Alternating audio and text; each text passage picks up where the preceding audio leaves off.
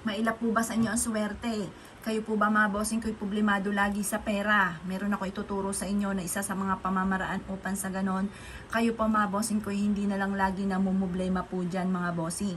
Pero kailangan mga bossing ko kapag ginawa nyo po ito, may proseso po ito mga bossing.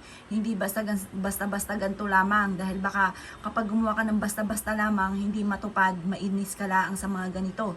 Kailangan po mga bossing ko baguhin ang sistema kung kayo ay negatibong tao, kaya ikaw ay laging minamalas dahil nega kang tao.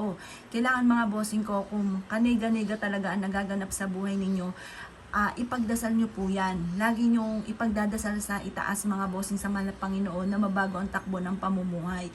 At yan po mga bossing ko ay huwag nyong i-stay sa inyo pong isipan na kayo ay malas, iwaksi. Sabihin nyo ako ay swerte. Imbis na malas ang sabihin nyo po, ako ay swerte, magkakaroon ako ng maraming pera kung ang problema ninyo ay pera. Kung laging ang problema at ang iniisip ninyo kaya kayo ay malas dahil wala laging pera, lubog sa pagkakautang, i-reverse ang mga nagaganap.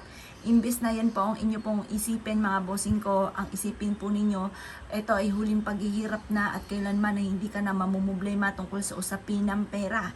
Ang isipin po ninyo, maraming pera ang darating po sa inyo at kailanman po mga bossing ko ay hindi nyo na mararanasan ang mga ganyang pagsubok. Ganon mga bossing.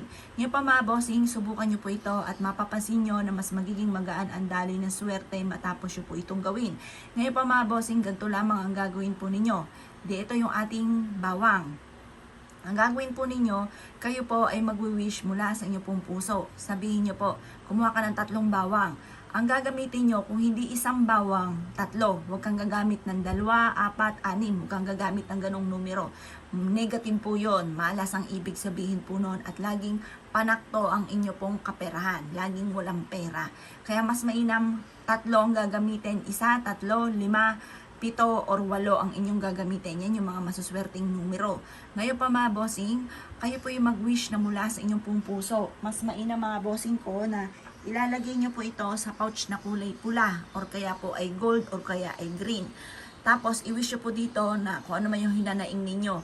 Makakabayad na ako sa aking mga pagkakautang, hindi na ako mauubusan ng pera at maraming pera ang darating sa akin. Araw-araw na magkakaroon ako ng malaking benta. Ganon ang mga pag-wish na walang gamit. Na sana, direct to the point mga bossing. Mag-wish ka na mula sa puso. At pagkatapos, ugaliin tuwing umaga mga bossing ko na magsasabi ng mga magagandang salitain. Ibilad nyo ito sa sinag ng araw hanggang alas 8 ng umaga. Makalipas ang alas 8 ng umaga, ilagay sa inyo pong pouch na kulay pula, gold or kaya ay green. Pagkatapos, dalhin kahit saan kayo magtungo. Or kaya yung 1 pirasong bawang ilagay sa bulsa. Ngayon, ganun po lagi ang gagawin po ninyo. Tapos, bago ka umalis ng inyong tahanan, mag-uukol ka ng panalangin. At pagkatapos, kapag umuwi ka na ng inyong bahay, pwede nyo siyang ilagay sa ilalim ng inyong pong unan. Or kaya po mga bossing, ilagay sa inyong pong sapatos upang sa ganon, kinabukasan, i-adya ka nito kung saan lagi ikay suswertihin. Ang bawang ay pantaboy ng mga negatibong enerhiya. Ang bawang mga bossing ko isa sa mga subok na napakaswerte. Proven po ito, basta't may 100% kang paniniwala sa mga gatong mga pamamaraan. Ngayon pa mga bossing, pisil-pisilin ang bawang. Minsan kasi madaya po yan. Akala nyo, sariwa pa po siya kasi buo siyang ganyan. Pero kapag pinisil nyo, malambot na po yan. Kailangan gagamit tayo ng mga pampaswerte, yung fresh na fresh ang bawang. Para mas mabilis na ang pasok ng swerte at taboy kaagad ang mga kamalasan.